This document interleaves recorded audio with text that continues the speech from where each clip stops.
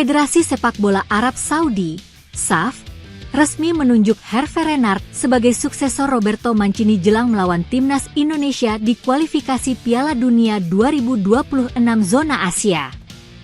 Kepastian itu diumumkan langsung oleh SAF di media sosial Instagram resminya pada Minggu, 27 Oktober 2024 pagi waktu Indonesia Barat. Hervé Renard ditunjuk untuk menjadi pelatih timnas Arab Saudi pengganti Roberto Mancini yang meninggalkan jabatannya pada Kamis, 24 Oktober 2024, lalu dengan kesepakatan bersama. Pelatih berpaspor Prancis itu akan kembali menukangi tim berjuluk The Green Falcons hingga akhir 2025, dengan opsi perpanjangan hingga Piala Asia 2027. Hari ini, Sabtu, waktu setempat, Dewan Direksi Federasi Sepak Bola Saudi sepakat dengan pelatih Prancis, Hervé Renard, untuk memimpin tim nasional hingga akhir tahun 2025, dengan opsi perpanjangan hingga Piala Asia 2027, tulis SAF di Instagram resminya, Minggu, 27 Oktober 2024 pagi waktu Indonesia Barat. Mulai Minggu, 27 Oktober 2024 waktu setempat, Hervé Renard akan mengemban tugas kepemimpinan tim nasional Arab Saudi. Pada November 2024 mendatang, Arab Saudi bersiap melakoni 2 laga melawan Australia dan timnas Indonesia di laga lanjutan grup C putaran ketiga kualifikasi Piala Asia Dunia 2026 zona Asia.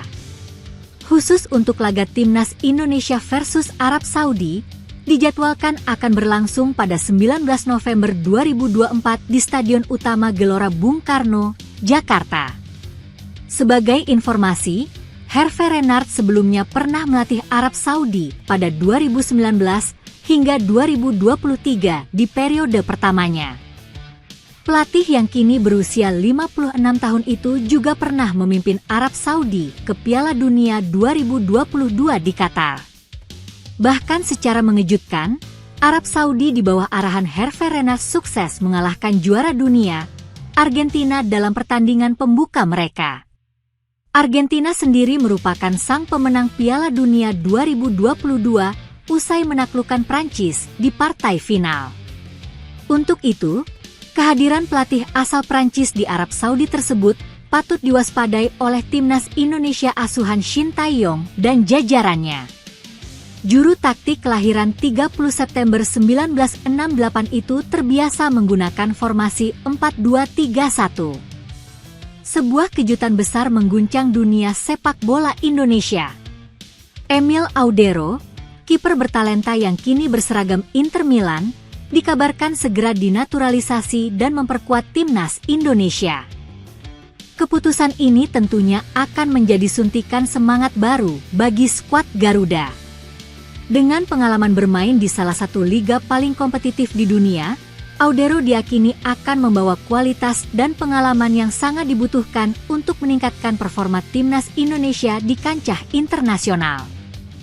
Kehadirannya di bawah mistar gawang diharapkan dapat menjadi benteng kokoh yang sulit ditembus lawan-lawan Indonesia.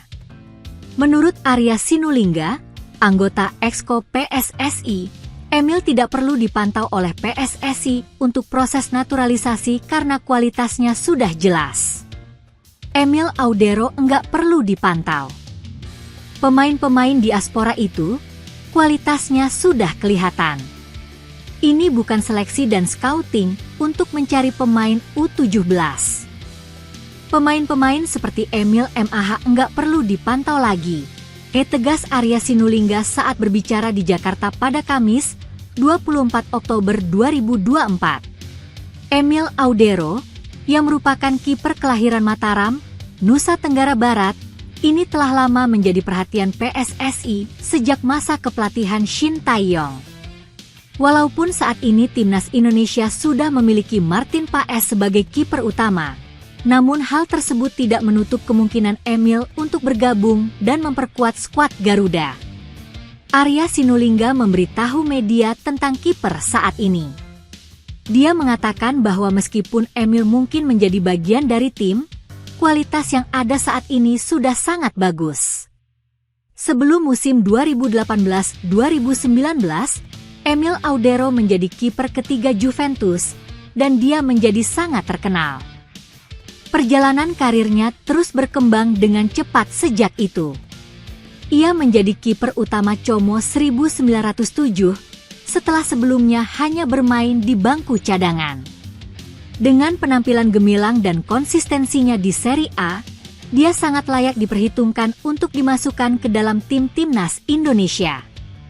Sementara itu, tampaknya komunikasi antara Emil dan PSSI masih sangat awal. Emil terlihat bersalaman dengan Erick Thohir, ketua PSSI, beberapa bulan sebelumnya. Namun pertemuan itu tidak membahas secara langsung mengenai proses naturalisasi. Meskipun begitu, penggemar timnas Indonesia kini mulai mengarahkan perhatian mereka kepada Emil sebagai salah satu pilihan potensial. Arya juga menambahkan bahwa banyak pemain yang kini mulai tertarik untuk membela timnas Indonesia. Timnas Indonesia kini dilirik banyak pemain. Ada kiper yang tadinya enggak, kini mulai tertarik, ujarnya. Hal ini jelas menunjukkan bahwa ada banyak peluang bagi pemain-pemain diaspora untuk berkontribusi bagi timnas Indonesia.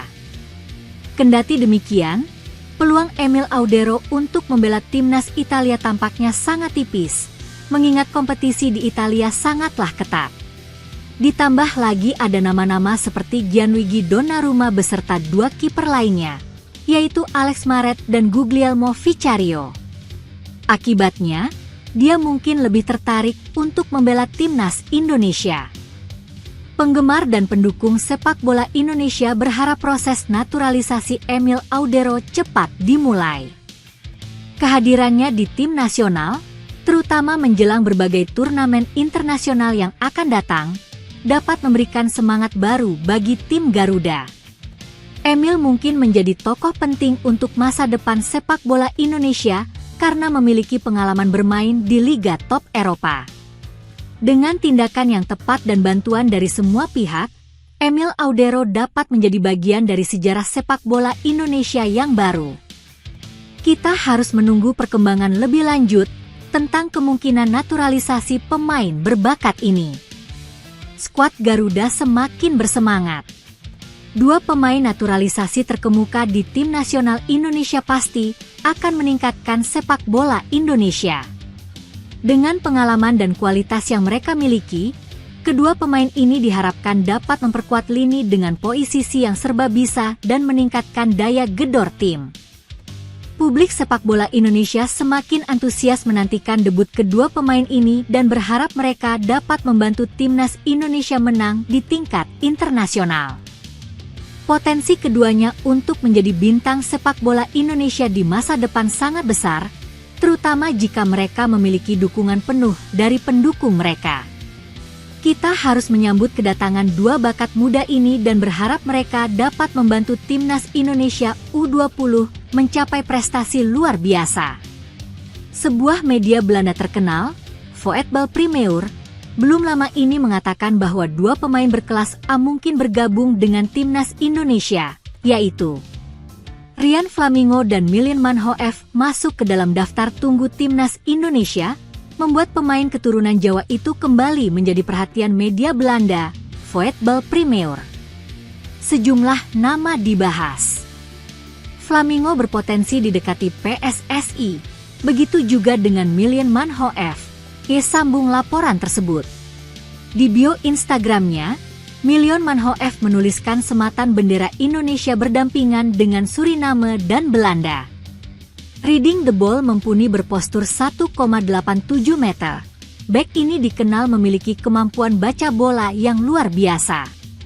Ryan Flamingo lihai dalam membaca gerakan lawan dan tanpa bola. Dengan melakukan sliding tackle, dia dapat melakukan pressure hingga keputusan genting karena badannya yang tinggi. Selain itu, dia sangat mahir dalam membaca bola udara melalui crossing dan skema bola mati. Atau bola umpan diukur dengan cara terobosan dan panjang. Lihai one-on-one tak hanya reading the ball, postur besar dan tinggi Ryan Flamingo memudahkan ia untuk duel one-on-one. Dengan tak terburu-buru dalam ambil keputusan dan juga membaca setiap pergerakan lawan baik, dengan maupun tanpa bola menjadi keuntungan yang didapat timnas Indonesia jika menaturalisasinya.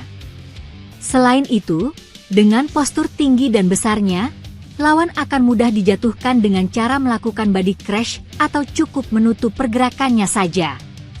Ryan Flamingo dikenal dengan kecekatannya dalam melakukan overlap. Hal itu dapat dibuktikan dengan statistiknya yang selalu catatkan gol di setiap tim yang dibela.